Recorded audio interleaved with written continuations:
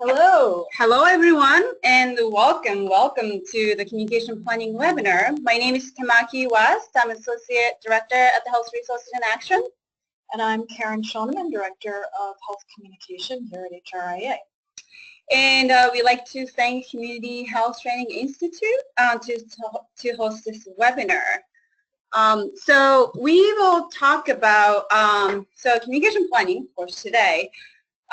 So webinar objectives. It will describe the value of developing communication plan for your effort. So why it's important. List the key elements of communication plan. So we'll introduce some communication planning process. So just look forward to it. And also to explain how to create an actual plan. And that would include goals, objectives, audience, channels, and measuring success. And in these elements, you might have seen it in the communication planning tool that we shared prior to this objectives, the webinar. And we see that the folks are joining this webinar from all over the place. A lot of you are from Massachusetts. Some of the other states folks are they're from Maine, Rhode Island, Vermont, New Mexico, North Carolina, California, Minnesota, Arizona, Missouri, Tennessee, Texas, Ohio, New York, and Kansas. Wow. And then we do have an international attendee as well from Ontario. So they are all welcome. Welcome Canada as well. Well, as you can tell, we're going to keep this webinar conversational. So we encourage you to join this conversation as well. Please use this, I think the question box. Yeah, question box. Please feel free to ask any questions throughout the webinar. Please make a comment. Let's keep that conversation going.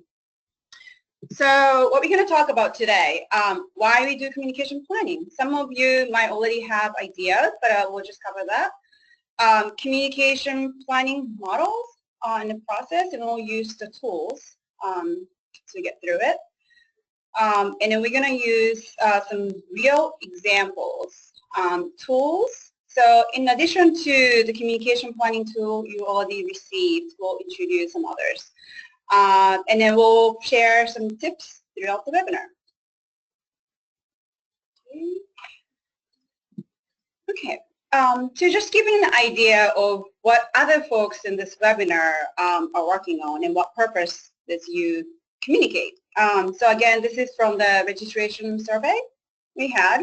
As you can see, so these themes are like pretty much the same, right, Karen? Like, yes, we saw this last year as well. Yeah. So of course the main one was to engage stakeholders or community or target audience on support webinars, behavior change. They want to build visibility for your organization and then support advocacy effort. Some other many folks said all of the above. So, which is pretty understandable. That's always the challenge. And then we heard fundraising, sharing data and findings. And then we also asked the challenges that you are facing right now in communication. The number one theme was engaging the audience in their community or your community, and particularly how to reach them or how to reach varied populations. Varied populations. That's a good one right there. That is a challenge that we all face all the time. Yep. And in a similar way, broader community. So we'll touch on that a little bit, how to define your quote-unquote broader community. Others are effective communication, sustainability of messaging.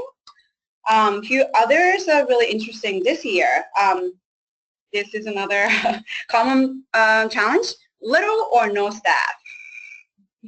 Fresh tips and ideas in a busy world with competing priorities. We all have this, we share this. And then limited resources. And some of you have just simply creating a strategy, or create innovative fresh ideas. We really applaud the effort to just create a strategy and be honest and say that that's where you're at. Right. All right, so before the webinar today and as part of the registration process, we asked if you have communication responsibilities in your job description or your role. And we learned that 73% of you did say you have a communication role in your job description, and as a communication professional, I find that very gratifying, and I'm glad to hear that that's being recognized. And I would also argue that if you are here with us today, then you do have communication responsibilities, and you are playing some kind of communication role, whether or not it is acknowledged in your job description. And when we take a step back and look at what communication really is, we really do recognize that we all play a role in terms of communication. So communication is the exchange of information, news, ideas, feelings, using all different kinds of sounds, behaviors, words. It's kind of hard actually to imagine life without communication. We're doing it constantly, whether we are doing it intentionally or not. And communication is also not a standalone activity. It doesn't exist in a vacuum. Nothing happens without communication, and communication, conversely, doesn't happen without some kind of content or some kind of point. So in public health, communication often happens in relation to the programs that we're offering or promoting, and also in relation to things like policy change, systems change, and environmental change. That's often what many of us are working toward. And Karen, sometimes we don't have to use words to do the communication. It could be the images, it could be the nonverbal. Yes, images are very important, and I feel like more and more people are starting to appreciate that and really recognize what a role imagery does play in our communication efforts. And as you'll see here, we hope that we're able to achieve some of that, even through some of the images that we're using in this webinar today. So to summarize, there is a communication aspect to everything that you do. All of us play key communication roles, and it really comes down to how intentional we choose to be about communicating and how we integrate communication with other strategies.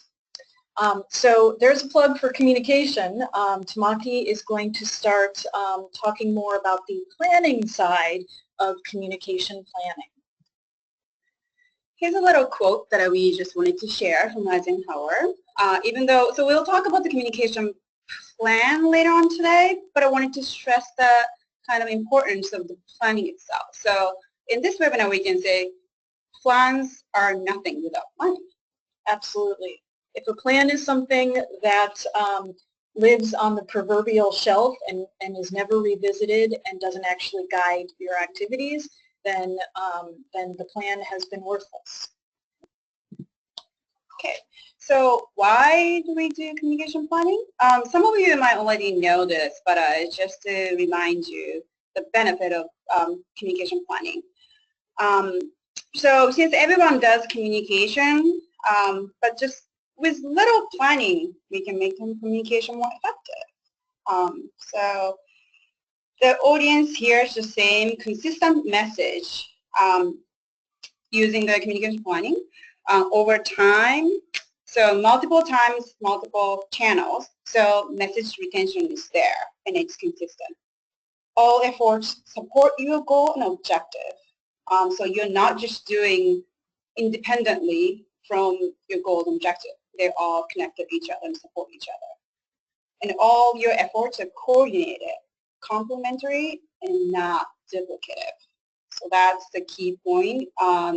We heard that some of the challenges are limited resource. So communication planning actually address that. And with the clear goal and objectives, as well as well-planned activity, you can measure your progress and then make adjustment midway and then demonstrate success. And then I'd like to comment here that it's okay to make some errors, and then that making error is unavoidable. And then we made so many mistakes, we made so many changes along the way, and that's part of the communication planning as well. Yes, making errors, or as they say in some worlds, failing is how we learn. And if you actually don't step back and recognize something as an error or an area where you can make some improvement, then you haven't been successful. So all in the interest of increased impact. So impact meaning how effective you are in bringing about desired change, and efficiency. So we're talking about maximizing resources. So it's either human resources or financial resources, time and money. And for those of us who are experiencing challenges when it comes to staffing and resources, and I think really everyone is, the more planning that you're able to engage in, the greater efficiency you're going to be able to create, and that helps you get more out of those limited dollars or those limited staff hours. So this webinar, we'll introduce the communication planning models and tools, but that's more to support relatively in-depth and robust approach to communication planning. That's the most desired way to do in the ideal world. Right, a little bit of the gold standard. But who has the time and resource for that? So we will introduce, well, actually there's so many different ways that you can do it. Communication planning could be quick and dirty, or significant investment if you can afford the time and the resource, or anywhere in between. So just the same way that the meal can be bite-sized, snack size, meal size, so many different ways. So the same as communication planning. So we will provide bite-sized solutions. So we like to be practical and realistic. As much as we can be, yes. Throughout the webinar. So something easy for you to do with minimal resources. And hopefully we haven't confused you with the apple versus tomato analogy. Tamaki's favorite graphic here. I love it. It does express what we want, but we'll probably go back to the apple. Yeah, different sizes. That's the point. All right, so now we want to start taking you through the communication planning process. So what we've done here on the left is hopefully render this in a fairly simple visual kind of model, and this is the sort of high-level 60,000-foot approach to communication planning. But we will then take you through the step-by-step process, supported by the communication planning tool that was shared and that you will receive again along with a couple others. And going through these steps and using these tools will ultimately lead you to a communication plan, ideally. So this process is meant to capture sort of all communication purposes, if you will. It's a little bit, it's broad or kind of generic, and so what we want is for you to be able to tailor it to your own needs. So going through the steps, you're going to start with a thorough understanding, or at least as much of an understanding as you can, about the problem or the challenge that you're trying to tackle, what kinds of causes might contribute to it, who it most impacts, what kinds of solutions have been tried, and where there are opportunities for communication solutions. That is key. Moving into the next step, you are going to gain insight into your target audience or audiences, who might influence them, and what kind of change is really achievable among those audiences. These steps help inform the next step of what we call creating the promise. This is the most important benefit that the audience will experience by engaging in whatever behavior it is that you want them to engage in. Ultimately, the desired behavior needs to outweigh any other costs that may be financial or otherwise. It needs to outweigh sacrifices that you're asking people to make, or it needs to overcome barriers that people might, in your audience, might experience. Then you need to engage your audience. You have to get their attention through appropriate promotional kinds of activities. Ideally, they'll even have a chance to participate in the behavior or the experience that you want them to, and have them get a sense of what the rewards are of engaging in that behavior. So although it shows up here as step 5 throughout and at the conclusion of a campaign, evaluative findings should help to guide mid-course corrections, which Tamaki just referenced, and improvements, and then help to shape future efforts, future communication efforts that you might engage in. So it's not an entirely a linear process. We're a little limited by the two-dimensional nature of PowerPoint here. It's iterative, and often you'll find yourself thinking about multiple steps at one time, and sometimes what you uncover in one step can help inform your thinking in a previous step. So again, even though it appears to be a linear process, it's somewhat linear, but it is always iterative.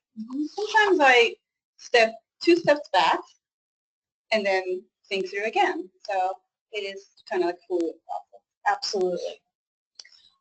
Here is the tool that you were sent before our webinar today. Again, we'll be sending that along with a couple other tools following the webinar. So we will take you through this 5-step planning process with the help of this communication planning tool. It includes nearly all the strategic thinking that needs to ultimately go into a communication plan document. As we take you through this process, we're hoping that maybe you've been able to spend a little bit of time thinking about the first step here around goal and objectives. Whether you have or not, we encourage you to be thinking about a particular goal or challenge and do some thinking along with us as we go through this webinar. We are going to be asking for you to contribute, and we will also be responding to questions along the way. So, first step, in order to be able to articulate a goal, we definitely want to get to that fairly early on, you first need to have an understanding of the problem or the challenge that you're trying to tackle. These are the kinds of questions that you might want to ask yourself. What are the causes of this particular problem or challenge that you're trying to tackle? What are some of the ways in which different domains might contribute to that problem? They may be social, societal, institutional, policy-driven. All the domains should be considered here. In addition, how is the environment contributing to a problem, or maybe how does an environment actually give us the opportunity to alleviate a problem? As one example, neighborhood conditions and social norms might present challenges when it comes to something like walking and biking. It also, on the other hand, can facilitate walking or biking. So there are both challenges and opportunities here. Who is most affected by this problem? Another example, children in particular urban and lower socioeconomic areas throughout the state and really throughout the country might experience more severe asthma. And so a lot of asthma-related efforts are targeting this specific pediatric population. And what solutions have been tried? What have we learned from those solutions? Have other local groups tried to tackle the problem? What can we learn from public health practice, from evidence-based practice? Or sometimes what can we even learn from industry, commercial industry? There are lots of lessons for us to learn from commercial industry. And last, how can communication strategies actually contribute to the solution? How can communication complement some of the other kinds of strategies you might be using to address the problem? So understanding this problem can be a fairly informal process, even just sitting down a few key stakeholders or gatekeepers or experts when it comes to your population and the problem. Just sitting down and thinking creatively for an hour or two can be very useful, or you might be able to do something more robust and really engage in some serious research and ultimately develop a problem statement. So there is anything from sort of the bite-sized solution to the meal-sized solution there. So understanding the problem, which hopefully we have at this point, helps you to define a clear goal. This is your next step. What's the problem that you're trying to solve, or way in which you're trying to have a positive impact? We describe a goal as the goal describes in broad strategic terms your desired outcome. So for example, this can be increasing a healthy behavior like healthy eating or physical activity. It can be an outcome related to an effective coalition or community health planning process. It can be the adoption of a policy that's going to have an impact on a significant population. The goal is often long-term, which can be tricky or challenging or frustrating sometimes. It requires us to have patience. It can take months and sometimes even years to achieve. It really depends on what kind of goal you're working toward. Progress is generally measured through long-term outcomes if you are well-versed in evaluation efforts. And what we have done here is included a couple examples. The example you're seeing in front of you right now comes from a project that we did recently with Boston Public Schools. And they have been on a programmatic side working on a Safe Routes to School initiative for a couple years. And they asked us to come in and help them with the communication and marketing aspect of Safe Routes to School. So for them, the goal was to increase physical activity and school performance among children by promoting active transportation to school. Walking, biking, and sometimes that walk between home and public transportation or public transportation to school, trying to keep transportation to school as active as possible. And here's another example that we have. So this is around oral health issue, but as we all know that oral health is integral to overall health. This project we had is funded by Dental Foundation, and particularly the community is Brockton, Massachusetts. There was a high rate of dental decay among both children and adults in Brockton. And then Brockton is currently the third largest community in Massachusetts that does not have fluoridated public water supply. And while kind of like typically a lot of people think when you hear oral health, you think about brushing your teeth, flossing, and going to the dentist, checkup, and then get some treatments. But they are all behavior individual based, but also like there's a problem with access to care. Water fluoridation is addressing the population health. This addressed, I think, 25% decrease in oral decay, the dental decay. So our strategy was to focus on the community water fluoridation. So the goal here is to implement community water fluoridation in order to improve oral health status in the community, which is Brockton, Massachusetts. And the community water fluoridation is typically handled by municipality by municipality. So we have to work with the city of Brockton. It's a big challenge. It's a big challenge, municipality by municipality. Yep. So, and then this is public health issue, but in this community water fluoridation field, we call this, it's a political issues because it's very heavily into the politics It's here. politicized, absolutely. In a way similar to also another factor is the anti-vaccination movement. So this is a whole another world that we got into. Yeah, both of those things require their own webinars, absolutely. Webinars, plural.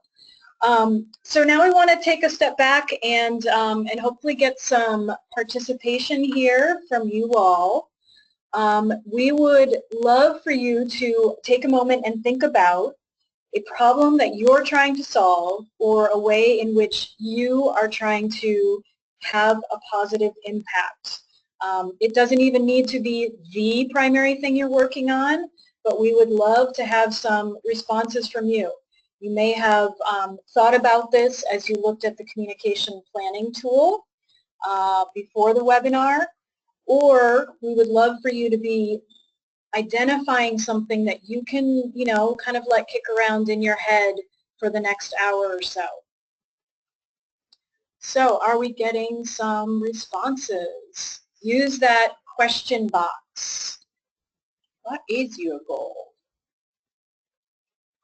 So we'll give people a chance to answer in the question box on the right. And if you're still looking for the handout, on the handout section, right on the right box, you can pull it up and take a peek at it if you wanted to look. But we'll give people a chance to fill in your goal into the question box. I promise we won't bite. We want to make this as interactive as possible. Absolutely. Now, if you don't feel like making the great leap into responding in the question box, at least jot something down for yourself. Think about, you know, you had responded, many of you had responded as you registered, what, you know, for what purposes you communicate. So think, you know, think about this. Many of you said to engage stakeholders or the community. Is that, are you working toward maybe particular health outcomes or particular social determinants of health? Are you working toward a specific behavior? Are you looking to create some behavior change? What is that behavior and to what ends are you looking to create it? I can read them out loud if that's helpful. So we do have a couple of entries. Great. So it looks like tobacco prevention and prevention of youth initiation to tobacco products. So we have some tobacco people in the room. Preventing youth initiation of tobacco is a very clear goal. And we know that that's a very common one because that's helping to get ahead of the problem. That's a great goal. Great. Increase visibility of our research institute among local and state legislators. Okay. Okay. That's a really good goal, and I also urge you to be thinking about to what end. I think we probably know that you're looking for support, perhaps resources, that kind of thing. So always articulate that in your goal as well. To improve school-based population health outcomes through community-based coalition efforts. Oh wow. Okay. Yeah, that's you know, that sounds very ambitious, and you know, to the extent you can, as you're thinking about what those health outcomes are, you know, be specific. That can help guide your efforts. I think through this you know, this 5-step process, be specific as you can will really help you develop the effective plan. It sounds like we have a lot of them coming in. Engage low-income and rural population in lung cancer risk reduction behaviors, i.e. quit smoking, test for radon and arsenic, and get low-dose CT scans, etc. Okay. So very specific. Yeah, yeah, yeah, that's great. That's great. Well, I can see that a lot of you have been thinking already. I'm sure you've been working toward these goals for quite a while as well. So keep these in mind, and we urge you to, for those of you who didn't share, try and keep something in your own head as the goal that you are working toward. Okay. Step 2. So one of the themes among the challenges we heard from you all, which I mentioned earlier, is engaging your audience. And in order to get to know your audience, first you need to understand the audience. This is a little bit of kind of obvious thing. But often overlooked because people think that they know their audience. Until they get into the situation. Like, Yeah. What should I do? Yes, Okay. yes. So here are the questions that you want to ask yourself, and then we'll dive into these later on in a minute. Among what group do you want to see the change? So based on the goals that you developed, and earlier we heard some of them. So what group do you want to see a change? And who are the influencers in that problem to achieve the behavioral change, or even to promote your organization, even to build visibility? There are always influencers. So think about that. So other things as influencers are parents are influencers of children. Partners or wives might be influencers of men over 50. Yes, they often are, and for anyone who, actually not even just men over 50, for anyone who may be part of a relationship, often it is a female who is nagging, as some might say, men, fathers, whomever, to take better care of themselves. So they are a key influencer to men's health behaviors. And then some, could be some faith leaders, maybe the influencers of some community members, or sometimes friends, sometimes advisors, coaches, sports team coaches. And what kind of change is actually achievable among that audience? I want to kind of like pause here and kind of think about what that means. Sometimes you have a great change that you want to kind of achieve, but if it's not realistic and achievable, you want to think about that. Yeah, absolutely. This is one of those areas that, some understanding and appreciation for the stages of change and, people's readiness is really useful. Just be aware of what kind of change you can really hope to create and work towards that. So just dive into the target audience. There are 2 levels or layers of target audience, primary and secondary. So primary target audience is the populations that you want to impact, you aim to impact. And the secondary audience is other key audiences that influence your primary audience. So I mentioned earlier the influencers, so parents, partners, advisors. So 2 things that you want to think about. An audience can be described by demographic characteristics, for example, age, socioeconomic status, geography, and or psychographic characteristics. So that could be motivation, readiness, or personality traits. And so this one is usually when you see a commercial ad. So this is more corporate commercial, but oftentimes they look at personality trait. They create a persona and to kind of deep down to what they want to actually target. Yeah, one that you might see often, particularly in the commercial world, is targeting risk takers, if you will. So people, who are often looking for adventure, excitement, and that's what gratifies them. Much in the way of the commercial industry is aware of and aims to cater to that specific audience. And, that might include kind of extreme athletes as well.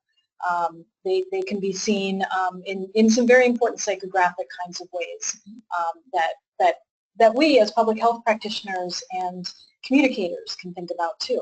Mm-hmm. Karen, we just got a question about the goal, so I'm wondering if you could address this. So I can read this question we just received from one of the audience. If we consider the need in the goal, for example, to get more resource or support, should we add that to the goal, or that makes it a goal? Yeah, does it make the goal too long? No, I don't think so. I mean, I think that this is sort of the broad stroke outcome that you're aiming to achieve. I think that it should be in your goal, because that is also something that you're going to want to measure. We will get to objectives, which absolutely need to be measurable, but your goal shouldn't be so nebulous that you can't, in the end, determine whether you've had some success. So I'd say if getting resources and support is something that you need to happen, that should be reflected in your goal. And another kind of like practical tip is sometimes you have to go back to your goal and then think about it. It's a good reminder. Yeah, absolutely. So, okay, thank you, Karen. So going back to the target audience, just to use those examples that we mentioned earlier, Boston Safe Routes to School. Yeah, so as we were, embarking upon the communication effort here, and I would argue that probably the programmatic effort didn't necessarily look too different as well in terms of audiences. Our primary audience, not surprisingly, was parents or caregivers to children between kindergarten and 8th grade in the Boston public school system. And we recognized that there were other important audiences that we needed to reach, and we named them as our secondary audiences, and that included key school staff and other kinds of community partners who could all play a role in helping to implement, support, and promote the Safe Routes to School initiative. And then for Brockton's community water fluoridation effort, primary audience is the policymakers, the decision makers. So basically they have the last say to make a decision whether they can implement it in that city or not. So they are the primary audience. So that could include city councils, board of health, and community commission. Secondary audience is who influence the policymakers. Constituent. Yes, exactly. Exactly. You need them to get on board and to demonstrate their support to the policymakers who represent them, and really in this case are the only people who could bring about change in terms of community water fluoridation. So we particularly narrow down to who are the residents, and we wanted to focus on parents, Cape Verdean, so big Cape Verdean community in Brockton, Haitian community, and the faith community. And for the psychographic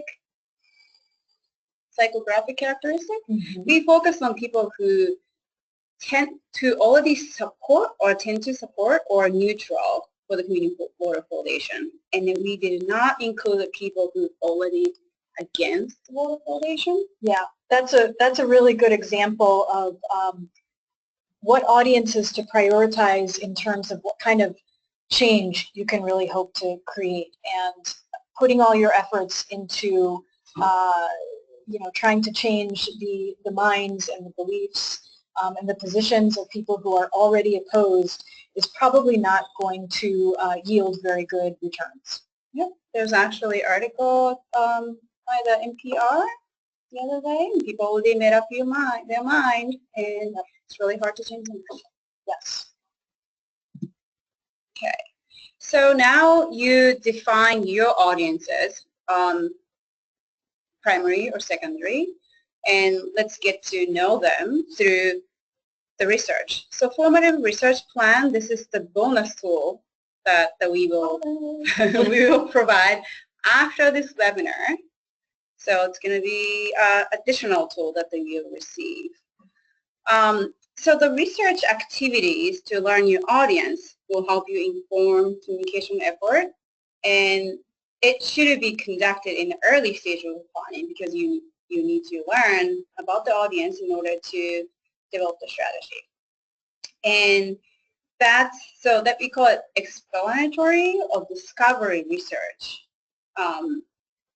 for the purpose of, and then possibly if you could do the pre-testing or concept ideas, materials, online content.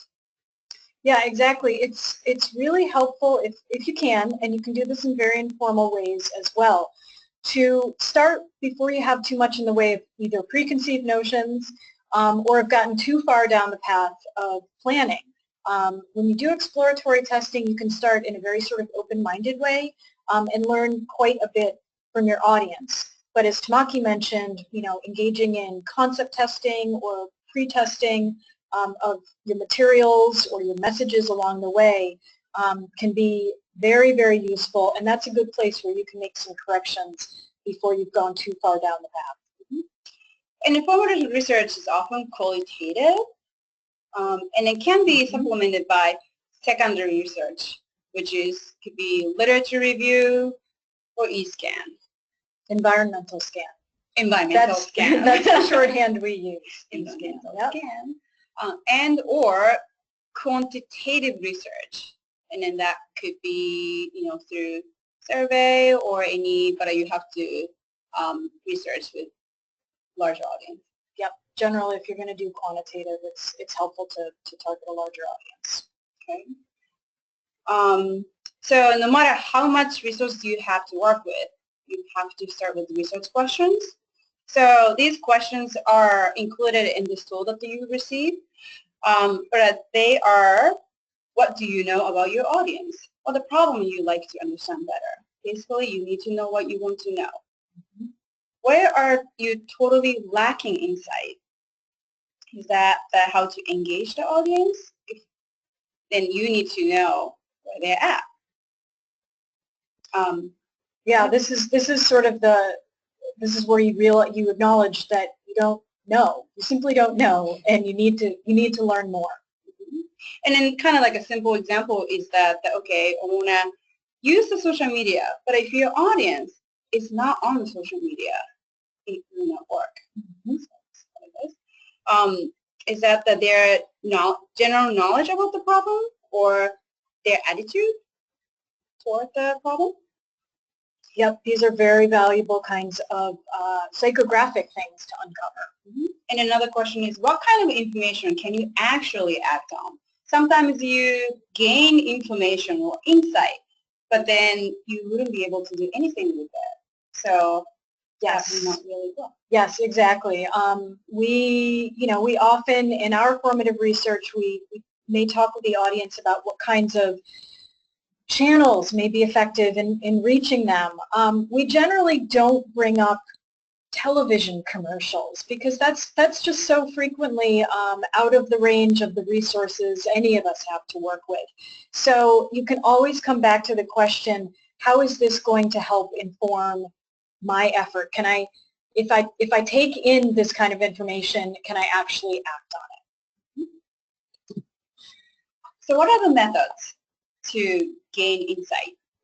There are literature review, what's out there, and environmental scan to see what is actually anybody else done this one, and then what can we learn from their experience. Focus groups, key info on interviews, and intercept surveys.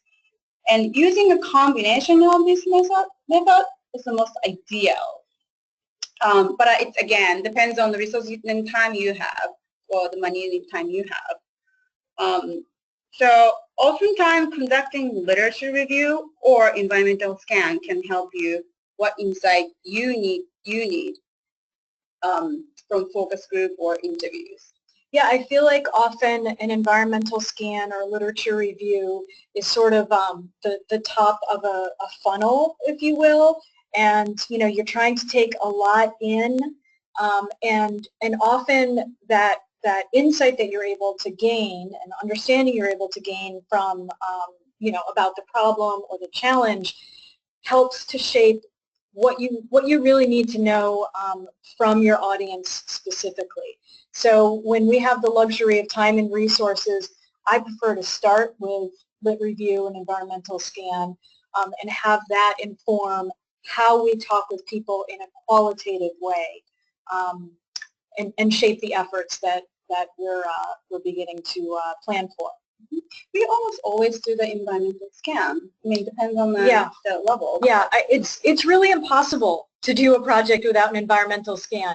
You may not have the funding for it, but you have to start with some understanding of the problem and start to gain some insight into your audience. So as we promised earlier, the apple or tomato bite-sized bite-sized solutions, just to stay practical and realistic. If you don't have time and a resource enough, you could even go to a relevant existing meeting with some questions that you have that you want to ask your audience. It could be PTA, PTO existing meeting. It could be faith group monthly meeting. Ask them to use half hour for your research.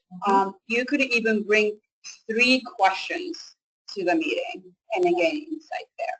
Absolutely. You can create online survey with SurveyMonkey. Is that still free tool? SurveyMonkey is free. It is, yes. I mean, I think when you start getting into huge data sets or more complex kinds of data collection, but even for our purposes, it's free. Yep. And then if you have a big mailing list that you can send an email to, and you can include a link and then ask people to forward that email to other people. So use their network as well. Snowball method. And find a graduate student who could conduct a 10-hour environmental scan. It could be quick and dirty environmental scan. Oftentimes, graduate school, they're looking for some organization to sponsor graduate students' time. You can explore that, and then we actually use that at the HRA as well. We do, yeah. We work with graduate students who are sometimes doing class projects, who are doing graduate projects, and we work with a number of paid interns as well who aren't getting credit for their work. And even just a few hours a week or on a per project basis, it can actually be a really small dollar amount, and you can get some really good results. And then I just want to remind you all, even with these bite-sized solutions, it's important to these methods need to be guided by clear research objectives. So you need to know what you want to know. And speaking of objectives, we're going to move on to defining your communication objectives. So you've got a good understanding of the problem or challenge you're trying to tackle. You're armed with the insight that you've gained through some level of formative research.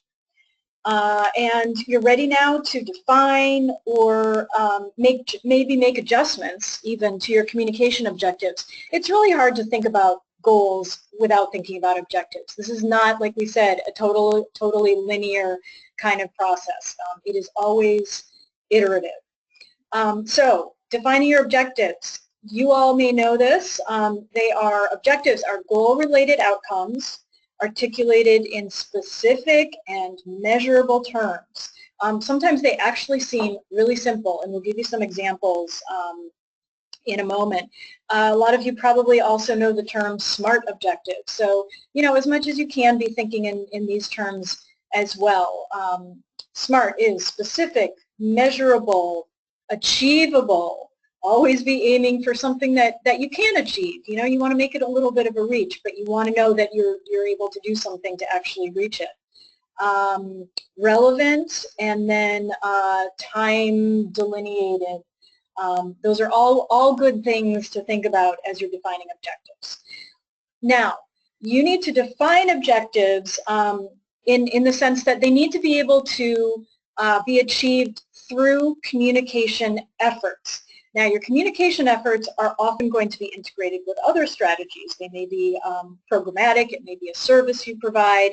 Like Tamaki talked about, it could be a policy that you're looking to enact or environmental changes that you want to make. And an integrated effort like this is really the best way to get the most bang for your buck or the most bang for your effort. We divide or define objectives sort of in two buckets. There are awareness, knowledge, and attitudinal objectives, and then there are behavioral objectives. So in terms of the first bucket, this is pretty much the way we think of it. You want to say, after engaging with your communication effort, your campaign or your messaging, or whatever form your overall effort is taking, audience members will know, they'll feel, they'll believe X, Y, and Z. And after engaging with your communication effort, the desired behavior in which each audience member will engage in is Y. So to give you an example, back to our Safe Routes to School initiative with Boston Public Schools, in terms of the awareness, knowledge, and attitudinal changes, we wanted for parents and caregivers to believe that Safe Routes is good for their children and it's good for the community. We want them to believe that they play a crucial role in the initiative's success, because they do. We really needed to have parents and community members on board in order for this to really work. And we want them to believe that walking and biking to school are safe. And they're going to believe that because they will know that the city and other partners in the community have been working and will continue to work to make improvements to the infrastructure. Now, based on the awareness, knowledge, and attitudes that hopefully we've sort of equipped them with or primed them for, then we want them to engage in a desired behavior. And that, for parents and caregivers, was to support and participate in Safe Routes activities, things like Walk to School Day, for example. And then we also wanted them, and these are just a couple examples, there were a few, we also wanted them to report repair needs in their neighborhood to the city. And there actually is an app and a phone number, hotline that community members can call or use to report repair needs that they see in their neighborhood. So you can see these are very specific and they're measurable. Doesn't mean that we are necessarily going to be able to follow through on a really comprehensive evaluation effort and measure all of these things, but we did want to always define objectives in a measurable way. Our objectives support our overall goal, and the progress on objectives can be measured through short-term outcomes as well as what we call process measures.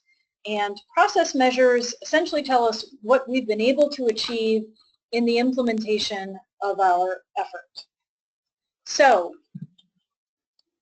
we are looking for audience participation again. Many of you have obviously been thinking about your goal. What is an objective that would contribute to you achieving your goal? This doesn't have to be comprehensive. It doesn't have to be all the objectives that you would be aiming for, but what's one example of an objective that would help you ultimately achieve your goal? Remember that objectives should be measurable and achievable through our communication strategies. You don't have to define them right now in very, very specific terms like percent change in or increase in. But let us know what are some of your objectives. So Kim, while we were waiting for this one, I'm Mm-hmm. going to share some Brockton example with you. Okay. Objectives. We had a stages and then different stepped objectives. And then this is a great example that as we are trying to develop objectives, we need to go back to the audience to gain more insight. So we first, in order to implement the water fluoridation, we need to get more support. So we wanted to have a tangible support that we can actually demonstrate. So we wanted to use that as part of the strategies. But when we are building objectives, we define as gain 60% of support amongst residents for the community foundation. That's ambitious. It wasn't ambitious. But it wasn't completely out of the reach. Okay. Achievable. Achievable.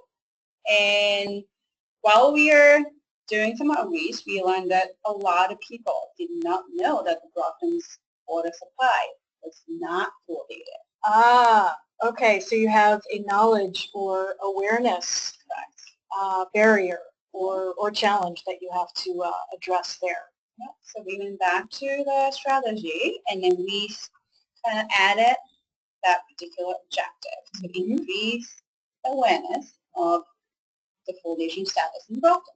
Okay.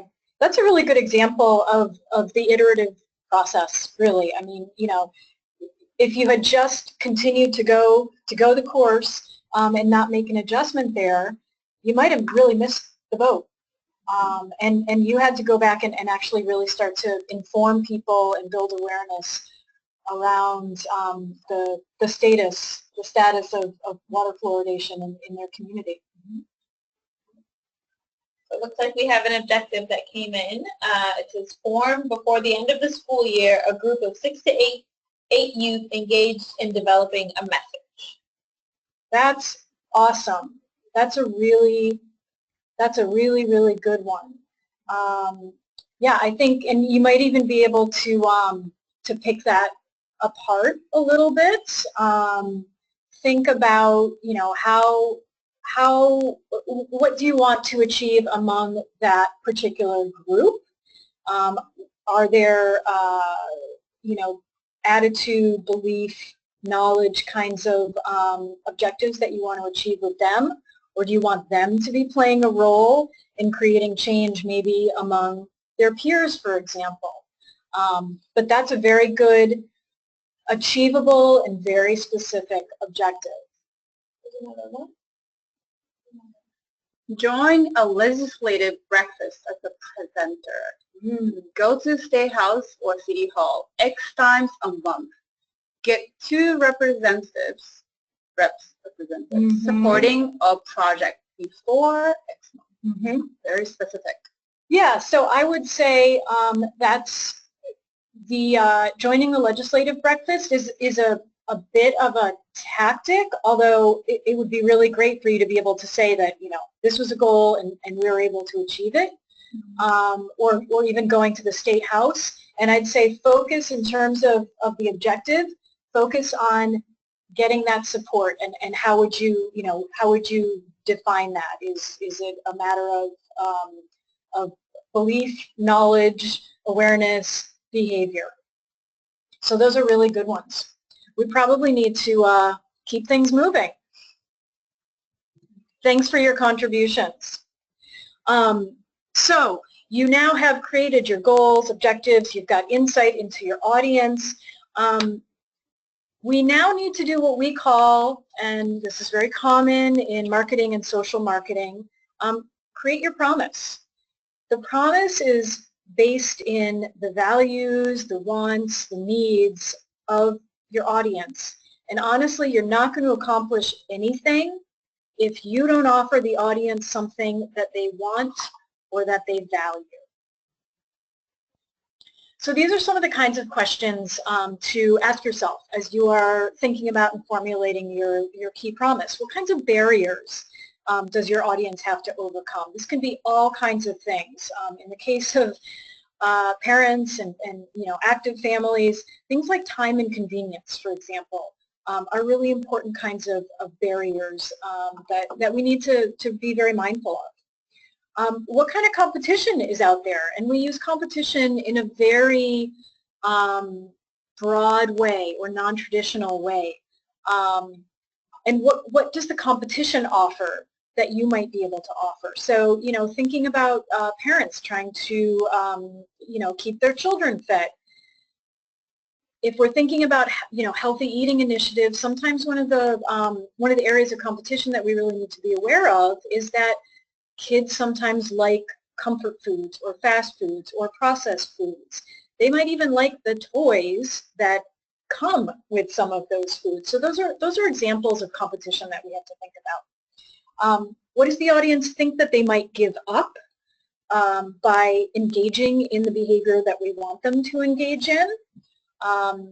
Going back to this particular example, it's often an easy, providing, taking kids to fast food restaurants or giving them the sugary kinds of foods that they might want or ask for. For many parents, that's one of the ways, and sometimes one of the limited ways in which they're actually able to give something to their children that their children want. And so that's an important thing for us to think about when we think about what parents might give up. And then really importantly, what kinds of benefits can we offer? And the audience has to value those benefits. It's not from our perspective, it's from the perspective of the audience. And things like family togetherness, might be a benefit or a value that we can tap into. Things like affordability or convenience, that kind of thing. We often put it in kind of an if-then statement. This is a really easy way to think about it. So by engaging in X behavior, you can experience X benefit or Y benefit, Y result. So what you ultimately are going to be doing is naming the most important benefit from the audience's point of view. And this should be a realistic response to the question, and we ask ourselves this all the time in communication and marketing: what's in it for me? We need to always be thinking from the audience member's perspective, what's in it for me? And we need to be able to answer that question in a realistic way. So quickly going back to our Safe Routes to School example, we learned that, and we suspected this anyway, parents and caregivers really want the best for their children. They want their children to be safe, to be happy, to be healthy. And they also want the best for their community or their neighborhood. They want to experience cohesion among their community. They want their neighborhood to foster a safe environment. And so this is this is our example of a key promise, and we wanted parents to feel that by supporting my child in walking or biking to school, I can feel that I'm contributing to my child's health and school performance and to the overall health of my community. Key promises can look very different, and sometimes they can feel much more sort of tangible, if you will, but appealing to sense of family, for example, wanting the best for one's children is something that we commonly appeal to, really, in our work. Another thing to really keep in mind, though, and this helps to ground us, is that to go to the right side of the screen there, people are not rational. People don't act in rational ways.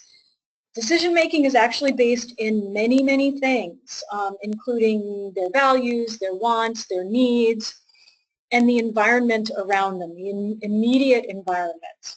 And another thing to keep in mind is that people prefer to experience tangible benefits immediately, right now. So as much as you're able to try and address these very human kinds of needs, do so, and try and keep those in mind as you're planning for your overall effort. In a similar way, in Brockton, it's by supporting the Clean Water Foundation that you are investing in Brockton's future. We learned that people have such a high pride in the community, so we use that. That's part of the plan. That's a good one, absolutely, and that is definitely true of Brockton. So we heard about the promise. So engage the audience. Step 4. This is your opportunity to begin to deliver your key promise. And you need to think about how you communicate with the audience to get their attention. So what channels you want to use and what format you want to use. So, I mean, sometimes you get confused with, even still now for me, channels or format. But it's basically you want to think about how and what you want to communicate and where. And what kind of activities you engage in to build knowledge or promote behavior. So here's a question you want to ask. How can we get their attention? So in the audience research, you might have already learned where they're at. So where they are, so how you can get attention and then through what channel. Can the audience try out the behavior? So it's experiential, and then they can get a rewards and observe the experience. So to Karen's point earlier, people are irrational. Yes, they are. We all are. And in this busy world, people are so used to instant gratification. So that keeps changing in this world. So you want to think about the rewards and how they can actually try it out. Absolutely. One thing that we did quite a number of years ago in Revere was we worked with them in their overall healthy eating and active living promotion citywide. And one of the things we did was work with a group of young people who were sort of they were ambassadors or messengers for the overall effort.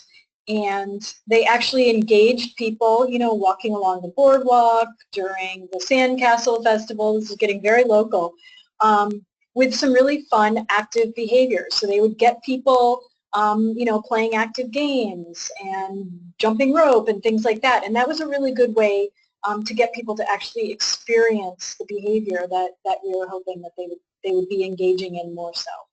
And then again, the formative research actually inform is how to engage the audience. So that's really important.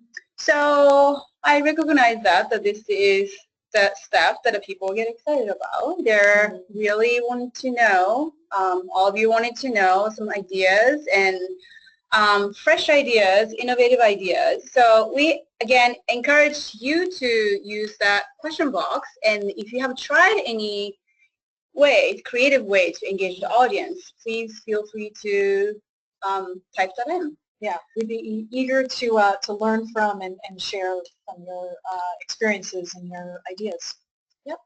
So back to using the existing example we have, for the Brockton Clean Water Foundation project, I think I've been hearing more about the champions, you know, like a lot of initiatives use champions. So we also recruited community champions in Brockton, and they are the ones that respected, well-known, trusted. As we know, word of mouth is really, really strong in this society now.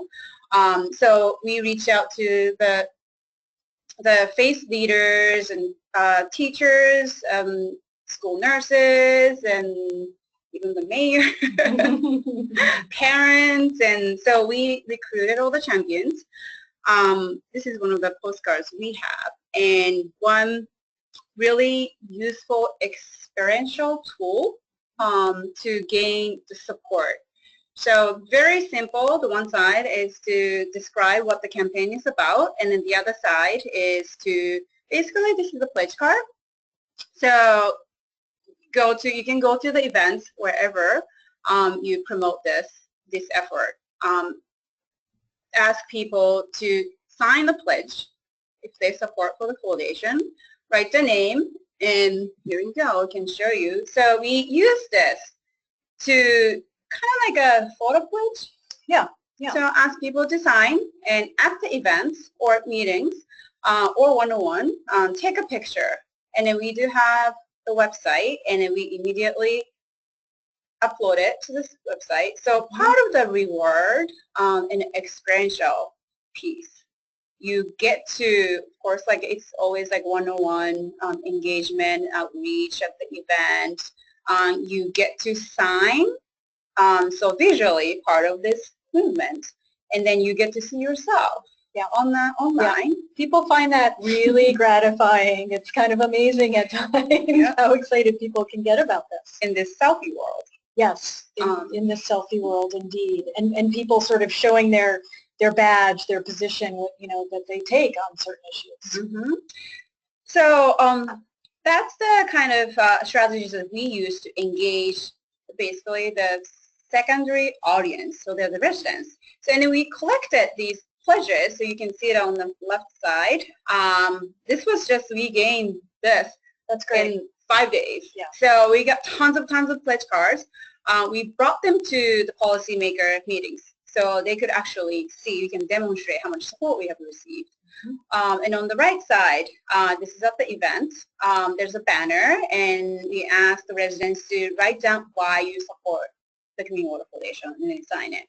So this is another like visual to demonstrate how much support we received. And then again, they can see themselves too. And then that's the family who live in Brockton. Yeah, they were great champions for that particular effort. And in other sort of like channels that we use, letter of support, we created a template, and we asked the key organizations in Brockton to sign and to show again, not just the resident support, but organizational support that we can, the tangible support we can show. Mm-hmm. Great. So I want to walk you very quickly through our Safe Routes to School effort with Boston Public Schools. And these are just some of the channels that we engaged, through which we engaged people in some of the activities. I do want to say that we were there not to create and implement an entire campaign. BPS really developed a lot of their own materials. They created their own website as part of their overall district site, and they built and maintained their own social media. So our branding and marketing work for them was really to just kind of set them on a path to launching and managing the communication-related aspects of their overall project. But here you can see that we actually created a toolkit that was used for training of school-based champions. There was clearly a web presence that's there in the middle of the slide, and social media as well. And you can see that the social media is actually promoting events and activities that BPS encourage families, children, and community members to participate in, one of them being Walk to School Day, which happens a couple times a year. And then here were some of the kinds of formats or materials that we used. On the left is a postcard. We had a really visually engaging poster there. In the middle, we had a couple versions actually of those items. And on the very right is an example of a window decal that local merchants and community organizations could display as well. So these kinds of materials together help to create visibility, support and promote the activities, the overall activities or the programmatic side of Safe Routes to School, and to send a consistent brand message. So in the interest of always keeping things real and giving you some bite-sized solutions here, I'm going to skip over the first bullet for a moment and name what we've already been talking about. You can always identify a few champions who can help you to spread your message. They use word of mouth, social media efforts. You can provide them with some simple support materials and messaging points that they can, distribute and spread amongst their networks. We've used this in even more programs than we have mentioned today. You can work with a graduate class or a media lab at a local college. Many colleges offer these, whether they have communication or marketing programs, and you can work with them and create a very specific deliverable or product, such as a communication plan or even a brand. And last, which is really our first bullet here, you can even work with someone like a student intern who, frankly, are often more well-versed in social media and technology than we are, to set up one or two kinds of social media channels. And Hootsuite, I mentioned here, is free. It is a platform that makes it very easy to actually manage your social media, but all of that comes with a caveat, which I think Tamaki will begin talking through next. Okay. I just want to mention that it's for implementation, you can work with graduate students, but you are the one who provides the strategy. So the social media requires actually strategies. And many of us already use social media. So I think I want to spend a couple of minutes to remind you all the key points and what you need to think about before you start or when you work on the social media. So you've heard this one everywhere, but it's about conversations. So it's so easy to broadcast your message, self-promotion, this is what you want you to know. But it's equally sometimes more important to listen, engage, and then improve what you are doing. So in practice, listening means you have to, I'm just going to use Twitter as an example, you have to check your audience, what they're saying. Are they responding to what you're saying? How they're engaging? How they engage each other? And what are the keywords they're using? How they talk about their life and what they're interested. Sometimes you can use social media to gain some insight. Absolutely. Yes, you really can. So, and then you can, again, see the improvement. Okay, I love analogy. Oh, it's such a cute picture. So, social media is free. A lot of them free accounts, including the Hootsuite that Karen mentioned earlier for the content management. Mm-hmm. Social media is like getting free puppy. Yeah, it's free. However, you have to take care of the puppy. You have to feed the puppy. You have to pay attention to the puppy. And then they're growing, and then they get sick, and you can't just leave the puppy alone. So in the same way. So the social media required designated staff. And I cannot stress this enough. That a lot of people think that social media, same way, is free, so let's just start it. It's so easy to start, but you have to maintain it. So you need to have a designated staff. And you can be creative about that. And you need to have clear objectives. Why are you using social media? You can't just do just because.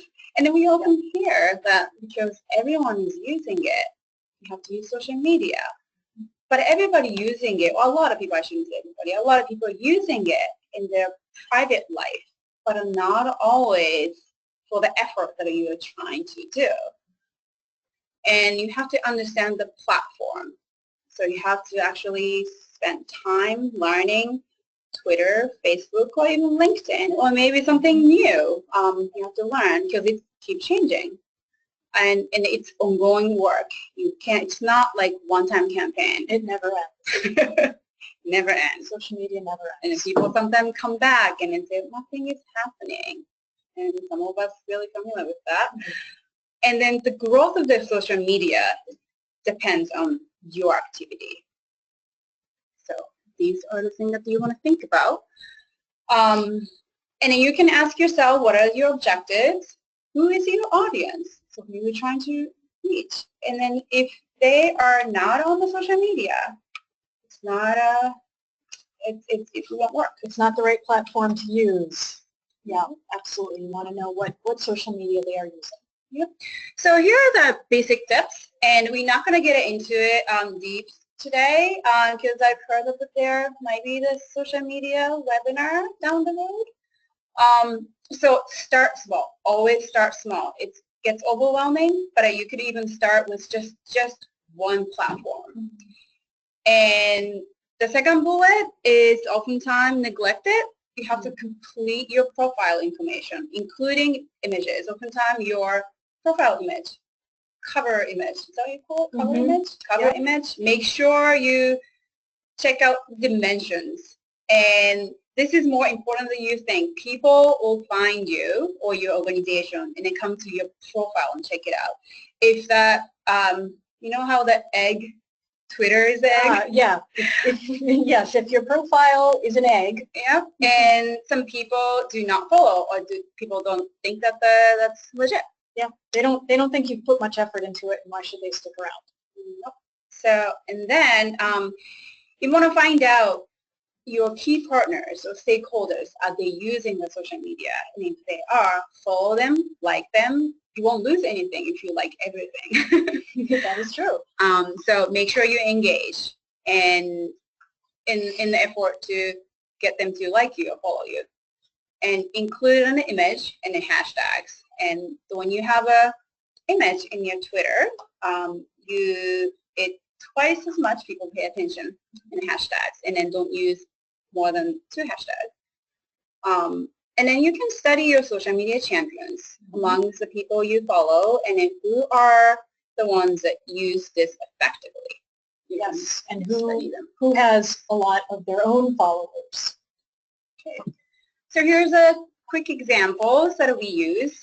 For Karen's example earlier, Safe Routes to School, we use social media to promote the day. Walk to School Day. Walk to School Day. And the helpline, substance use helpline. We engaged Michael Botticelli, who is a big player in the substance use recovery world. And now you can quote retweet. And internally at HRIA, we engaged one of the staff members who does have the Twitter handle. So it's kind of like a collaborated to promote their project and their clients' work. Okay, so while we said this was step 5, it is not an entirely linear process. Evaluation and making improvements to your campaign should be happening, your campaign or your overall effort should be happening throughout.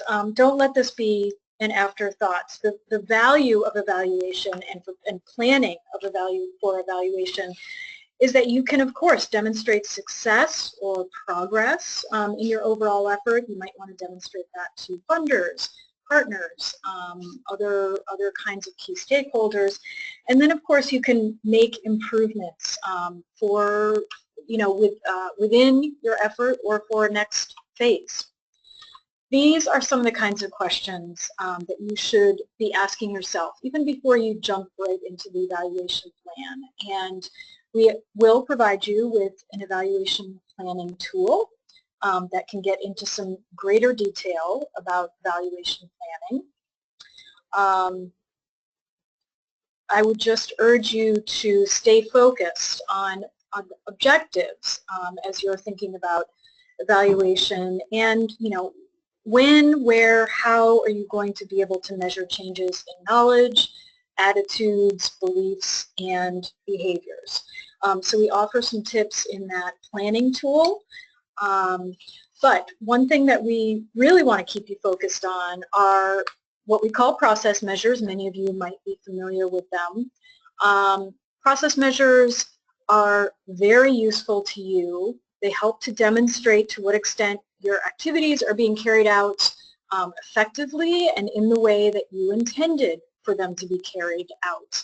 And here's an example of what can happen if you are not engaging in some evaluative activities during your project or during your overall efforts, and what might happen if you don't make some mid-course corrections. You might just go off the waterfall when you really could avoid it. Here are some examples of process measures, and the one point that I will leave you with here is that process measures are always quantitative. So you're always going to define process measures in terms of numbers. And you should always be able to use that number hashtag. I use it in my evaluation plans all the time. Here are a couple bite-sized solutions. And many of you may already be using Google Analytics, for example. If you've got a web presence of any kind, you can be looking at things like website hits, where users are going to view content, and quite a number of other very interesting and useful metrics as well. And much as Tamaki described in the Brockton effort, you can also create measurable opportunities for people to demonstrate their support or commitment. And so things like the pledge card in Brockton, even online petitions or encouraging people to retweet or post on Facebook, for example, those are other measurable kinds of ways that people can demonstrate their support or their commitment. So this is just a summary. Wanted to keep you grounded in the overall process. And now we're going to take about 2 minutes to talk through how you turn this into a plan. You're almost there.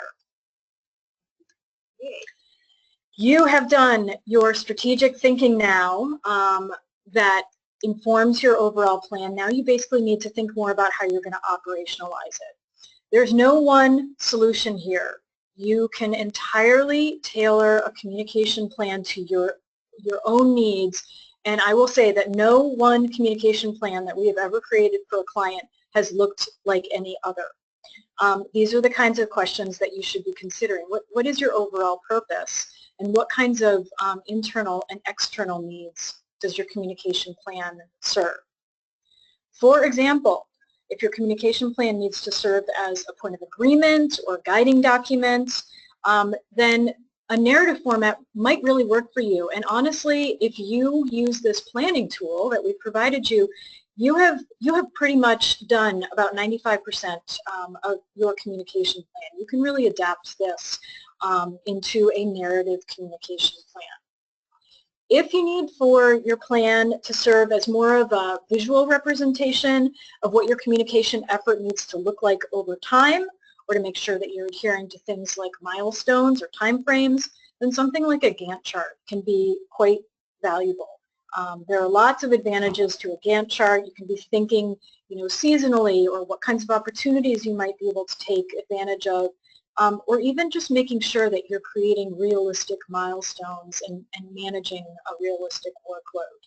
This is a great format for project manager, so we can keep track. It is. It absolutely is. And oftentimes clients want to see something like this as well, because they want to get a sense of when are things happening and when are we really going to start to be more visible. And last, and you will see that these do not have to be pretty. No communication plan has to be pretty. It just needs to serve its purpose.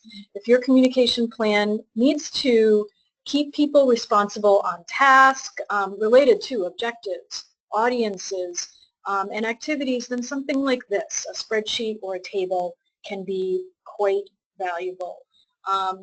It should serve your purposes, and it can look however you want, but those are pretty much the examples, the formats that we have used previously.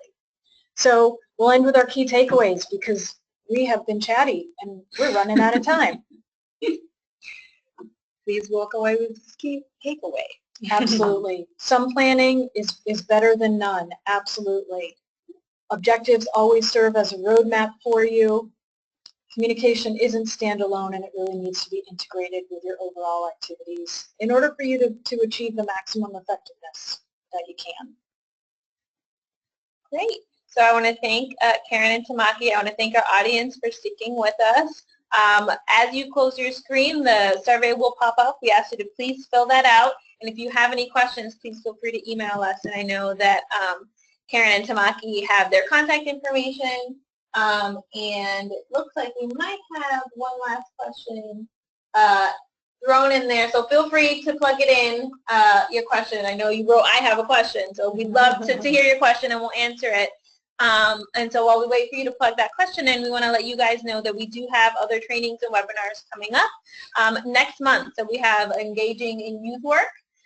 in June, and we also have some coalition capacity building and sustainability resource planning in Haverhill, Massachusetts next month as well. And so we encourage you to go to our website and register for those trainings as we have coming up. And you'll get our newsletter and some information about those as well. We did have a glitch on our website that was preventing people from registering for these trainings coming up. But we have fixed that. So if you didn't get a chance to register, please feel free to visit hriinstitute.org. We'd like to thank the Department of Public Health for their funding, because we were able to provide all our webinars and trainings for free. And I'm going to call it. So yeah, I'm going to urge, oh, okay, it looks like is. we just got it. Do we want to take it, or do we want to Sure, I think if up? we have a couple minutes, we can do it. Because we created some kind of table with all these goals, audience measures, etc. Now it seems too big. How do we polish it? Any way to collapse or merge things like goals and objectives? How and how to with the channels? We see a lot of repetition. So I guess, any thoughts? That sounds like a challenge, certainly. I mean, one of my responses is, if it only looks complicated or visually busy, I wouldn't let that deter you. But what I think I'm hearing also is that it's just, it feels unmanageable or unachievable.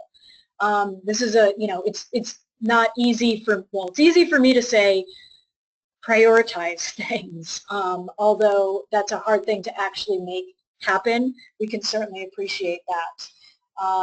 So one thing that we have done when you first get really overwhelmed with the really big goals and objectives, you have so many of them, you could take phase approach as part of the prioritization. It's okay to pick one or deprioritize some of the long terms or maybe not as realistic objectives, to just make it phase 2, or just like do it later or something else. Yeah, I would entirely agree with that. I do think that the number of objectives you're trying to achieve should be limited.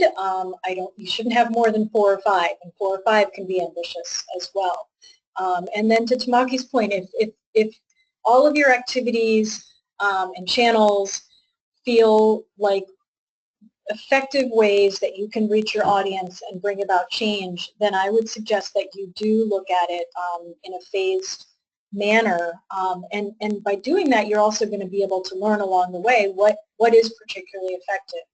And maybe you will learn that one of your strategies or tactics is particularly effective, and you may not need to engage in others to get to the place that you are hoping for. Thank you. And I'm going to pull back your contact information in case anyone has any other questions. Please do feel free, and we apologize for not leaving enough time for some good questions. And I want to thank you guys for staying engaged. It sounds like there's a lot of conversation to happen, and I want to thank Tamaki and Karen again, and we'll see you for the next one. Thanks to all of you. Thank you all.